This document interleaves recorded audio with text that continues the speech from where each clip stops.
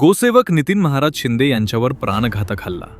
साधू संतांच्या सुरक्षेचा प्रश्न पुन्हा ऐरणीवर.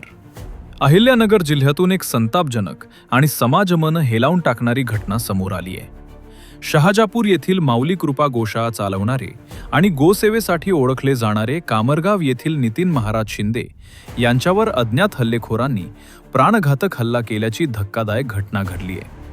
मिळालेल्या माहितीनुसार पहाटेच्या सुमारास ही घटना घडली. हल्लेखोरांनी नितीन महाराज शिंदे यांच्यावर धारदार शस्त्रांनी सपासप वार करत त्यांना गंभीर जखमी केले. हल्ल्यानंतर आरोपी घटनास्थळावरून फरार झाले असून परिसरात भीतीचे वातावरण निर्माण झाले आहे. या हल्ल्यात गंभीर जखमी झालेल्या नितीन महाराज शिंदे यांच्यावर सध्या जिल्हा रुग्णालयात उपचार सुरू असून त्यांच्या प्रकृतीवर वैद्यकीय पथकाकडून बारकाईनं लक्ष ठेवण्यात येत आहे.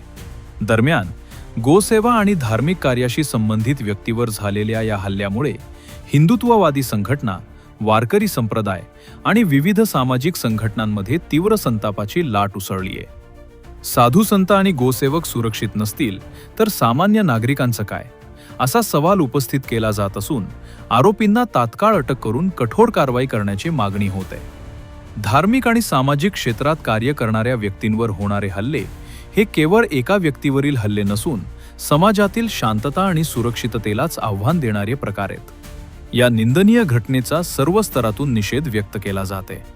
आता संपूर्ण जिल्ह्याचे लक्ष पोलीस प्रशासनाच्या तपासाकडे लागले असून या प्राणघातक हल्ल्यामागचं नेमके कारण काय, हल्लेखोर कोण आणि त्यांना कधी अटक होणार, याकडे सर्वांचं लक्ष वेधले गेले आहे. रामकृष्ण हरी, जय गोमाता जय गोपाल. मी हरिभक्तपरायण नितीन महाराज शिंदे, श्री माऊली कृपा गोशाळा श्री क्षेत्र कवडेश्वर या ठिकाणी गेली 12 वर्षापासून गोशाळेचं छोटंसं काम करत आहे. परिसरामध्ये गोरक्षणाचंही काम करत आहे.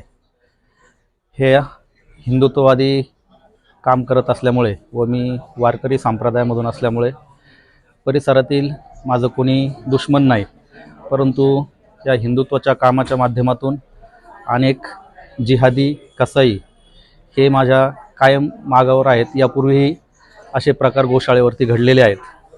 या संदर्भात अनेक वेळा पोलीस प्रशासनाला विनंतीही केलेली आहे, तशी माहितीही दिलेली आहे. आज पहाटे माझ्यावरती जो हल्ला झाला तो पूर्ण नियोजित हल्ला होता आणि त्यांचा पूर्ण जीवे मारण्याचाच प्रयत्न होता.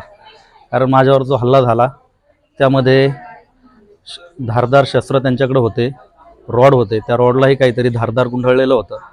त्यांनी मला जे मारण्याची पद्धत होती ती जीवे मारण्याची व निकामी करण्याची होती.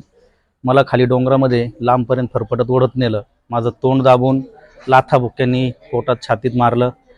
त्यानंतर दोघांनी धरून उचलून खाली दगडावरती, जमिनीवरती जोरजोरात आपण जसे कपडे आपटतो अशा पद्धतीने आपटलेलं आहे. माझी कंबर आता पूर्ण निकामी झालेली आहे. खाली पायाला मुंग्या येत आहेत. छातीत, पोटात लाथाबुक्क्यांनी मारलेला आहे. हा सगळा जर प्रकार पाहिला तर अतिशय गंभीर प्रकार आहे. भविष्यात असा प्रकार कोणाशी बरोबर होऊ नये, त्यामुळे माझं प्रशासनावर पूर्ण विश्वास आहे की सरकार आपले हिंदुत्ववादी आहे आणि ते नक्कीच या घटनेची दखल घेईल. पोलीस प्रशासन या घटनेची दखल घेईल व मला न्याय मिळेल असा मला विश्वास आहे. ज्यांनी हमला केला तुमच्यावर ते काय तुमच्या ओळखीतले वगैरे होते का? नाही, ते माझ्या ओळखीत. त्यांनी उद्देश काय होता तुमच्यावर हमला करण्याचा? त्यांचा मला जीवे मारण्याचाच उद्देश होता. कारण बाकी दुसरा काही उद्देश असता तर दुसरं काही नुकसान वगैरे असं लक्षात आलं असतं, परंतु असंही काही झालेलं नाही.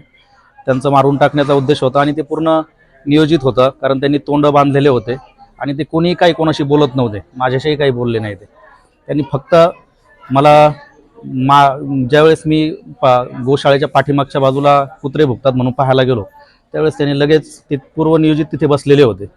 त्यांनी माझं तोंड बांधून दाबून लगेच मारायला सुरुवात केली व तिथून मला त्यांना प्रतिकार करतानाच माझ्या हाताला चाकूचा वार झाला. त्यांनी चाकू माझ्या गळ्यावर मारण्याचा प्रयत्न केला. त्यावेळेस मी पकडला आणि त्यावेळेस त्या धरपकडमध्ये माझ्या हाताला चाकूचे वार झालेले आहेत.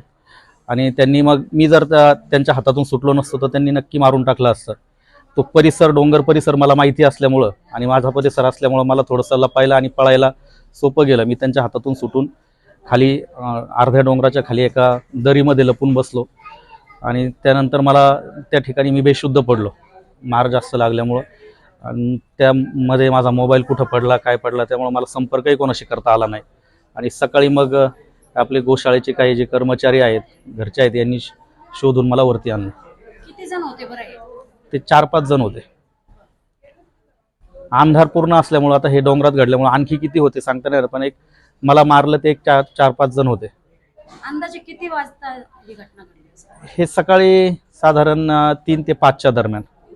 मी काय वेळ पाहिली नाही, पण साधारण 3 ते 5च्या दरम्यान हे पहाटे घडलं.